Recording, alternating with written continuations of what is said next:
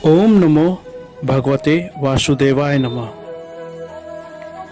बद्रीनाथ सिर्फ एक मंदिर नहीं है, बल्कि आध्यात्मिक उन्नति का एक द्वार है। हिमालय की चोटियों से घिरा यह मंदिर अपने आप में एक चमत्कार है। अभी सुबह के 3:30 बज रहे हैं और आज एकादशी का दिन भी है। ऐसे में आप अगर साक्षात नारायण के धाम पर मौजूद हो तो इससे बड़ा शुभ दिन आपके लिए नहीं हो सकता। सुबह की मंगला आरती के बाद ब्रह्म मुहूर्त में करीब 5 बजे हमें भगवान जी का दर्शन मिला। नमस्कार दोस्तों, मैं साकेत गुप्ता आप सभी का स्वागत करता हूं अपने चैनल द जर्नी बिगिंस में। बद्रीनाथ मंदिर समुद्र तल से लगभग 10,170 फीट की ऊंचाई पर स्थित है। कहते हैं यह वही स्थान है जहां स्वयं नारद मुनि ने भगवान विष्णु की आराधना की थी और उन्हें यहीं दर्शन प्राप्त हुए थे। यह धाम केवल एक यात्रा नहीं है, बल्कि आत्मिक शांति और ईश्वर की उपस्थिति का जीवंत अनुभव है। भाई दूज के दिन मंदिर के कपाट बंद होते हैं और अक्षय तृतीया के दिन मंदिर का द्वार पुनः भक्तों के लिए खोला जाता है। बद्रीनाथ धाम में कभी कुत्ते भौंकते नहीं, बिजली भी कड़कती नहीं और ना ही गरजती है, क्योंकि यहाँ भगवान अपनी ध्यान मुद्रा में लीन रहते हैं। यह है तप्त कुंड।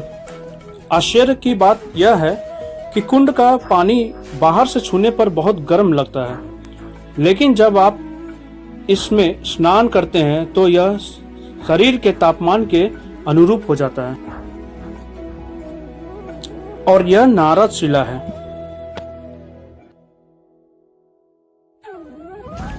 बद्रीनाथ भगवान जी की पूजा 6 महीने मनुष्य और 6 महीने भगवान करते हैं। जब मंदिर के कपाट बंद रहते हैं तब उनकी पूजा जोशीमठ में नरसिंह मंदिर में होती है। नरसिंह मंदिर वही जो हम अपने पिछली वीडियो में आपको दर्शन कराए थे। अगर आप हमारा पिछले वीडियो नहीं देखें तो उसका लिंक मैं अपने डिस्क्रिप्शन बॉक्स में दे दूंगा, आप वो वीडियो जरूर देखें। मंदिर में दर्शन करने के बाद हम भारत के प्रथम गांव माना गांव के लिए निकल गए। माना गांव उत्तराखंड के चमोली जिले में सरस्वती नदी और अलकनंदा नदी के संगम स्थान पर बसा हुआ है।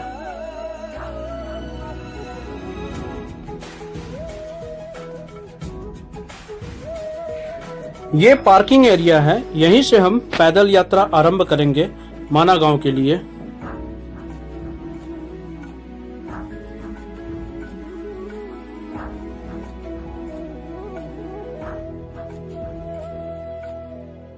सबसे पहले हमने यहाँ पर नाश्ता किया, क्योंकि पेट पूजा भी जरूरी है। यहाँ से माना गांव की मार्केट शुरू हो जाती है। यहाँ कला और संस्कृति का अनोखा उदाहरण यहाँ की दीवारों पर आपको देखने मिलेगी। यहाँ केवल 60 से 70 घरों की आबादी ही आपको देखने मिलेगी, जिनका मुख्य पेशा पशुपालन ही है।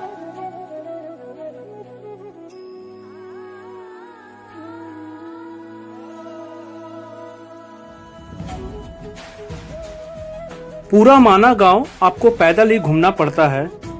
यहाँ पर रहने वाले लोग भूटिया जनजाति के माने जाते हैं और इन्हें मरछा जाति के नाम से भी जाना जाता है।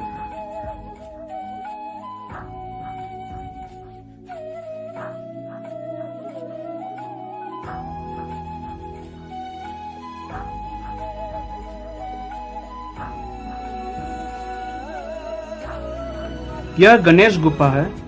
मान्यता है कि यही वह जगह है जहां भगवान गणेश जी ने महर्षि वेद व्यास जी के कहने पर महाभारत का लेखन किया था। वेद व्यास जी ने महाभारत का श्रवण किया और भगवान गणेश ने इस मंदिर में ही लिखा। अब हम व्यास गुफा की तरफ जा रहे हैं। वेद व्यास जी ने वेदों को 4 भागों में इसी गुफा में बांटा था और वह इसी गुफा से भगवान गणेश जी को महाभारत लिखवाए थे। यह गुफा हजारों साल पुरानी है, जो कि गणेश गुफा से लगभग 50 मीटर की दूरी पर है। यहाँ से बद्रीनाथ घाटी का व्यू बहुत खूबसूरत दिखता है। इस गुफा को व्यास पोथी के भी नाम से जाना जाता है। अगर आप ध्यान से देखेंगे तो ऐसा लगता है कि जैसे एक पन्ने के ऊपर दूसरा पन्ना रखा हुआ है।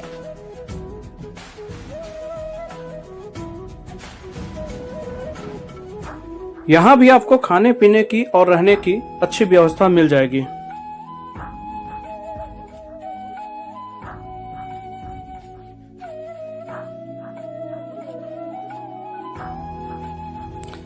यहाँ पर गर्म कपड़ों की दुकानें बहुत ज़्यादा मात्रा में मिलेगी, क्योंकि ये लोग अपने हाथों से ही ये स्वेटर, टोपी सभी चीज़ बनाते हैं।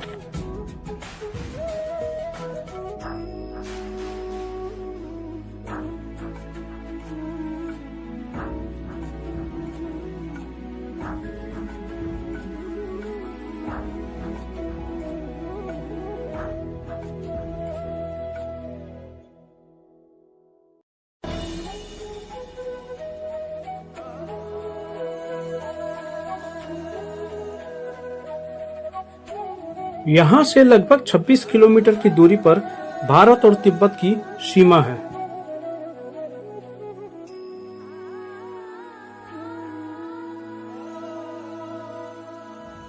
नेचुरल ब्यूटी भी आपको यहाँ पर बहुत ज्यादा देखने मिलेगी।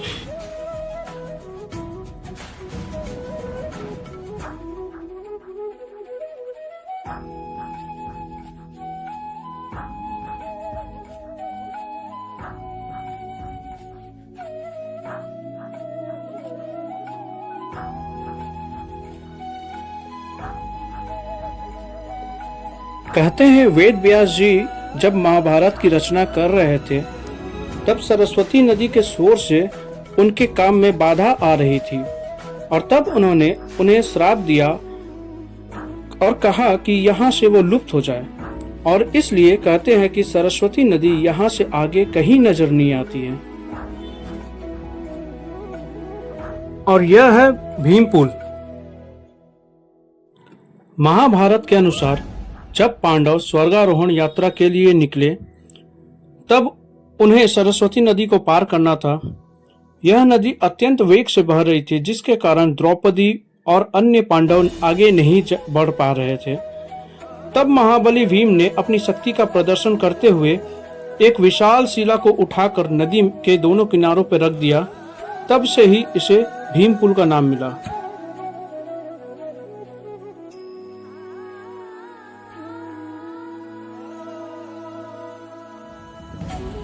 यहाँ आपको 5 पांडव और द्रौपदी जी के भी विशाल प्रतिमा देखने मिलेगी।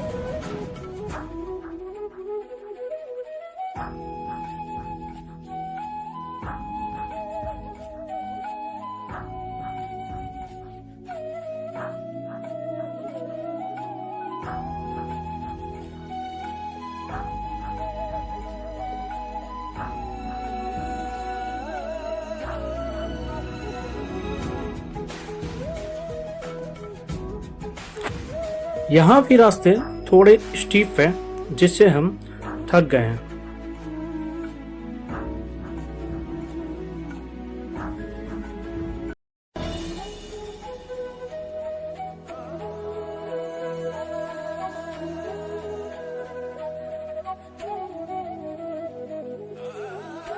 माना गांव की सबसे ज्यादा अट्रैक्शन है यहाँ स्थित इंडिया की फर्स्ट चाय की दुकान।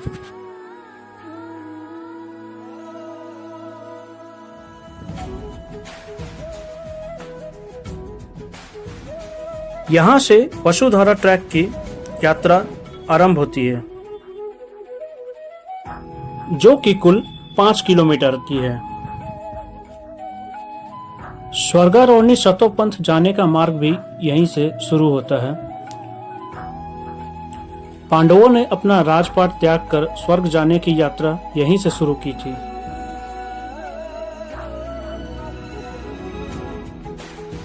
शुरुआत के 1 किलोमीटर तो हम आराम आराम से चल लिए। रास्ते थोड़े स्टीप थे,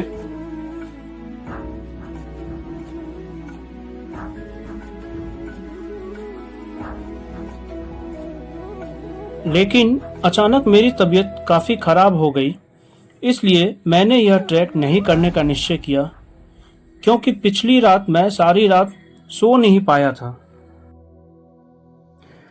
फिर मैं वहीं लेटकर लगभग 2 घंटे आराम किया। अब हम यहाँ से पीपल कोटी के लिए रवाना हो गए। आज का हमारा स्टे पीपल कोटी में होगा, जिसके डिटेल्स हम अपने अगले वीडियो में दे देंगे। कल हम धारी देवी जी का दर्शन करेंगे और आज की हमारी यात्रा यहीं समाप्त हो रही है। आपको हमारा यह वीडियो कैसा लगा, आप हमें कमेंट बॉक्स में ज़रूर बताएं। आप हमारे वीडियो को लाइक करें, शेयर करें और चैनल पर नए हैं तो सब्सक्राइब जरूर करें। जय हिंद दोस्तों, थैंक्स फॉर वॉचिंग।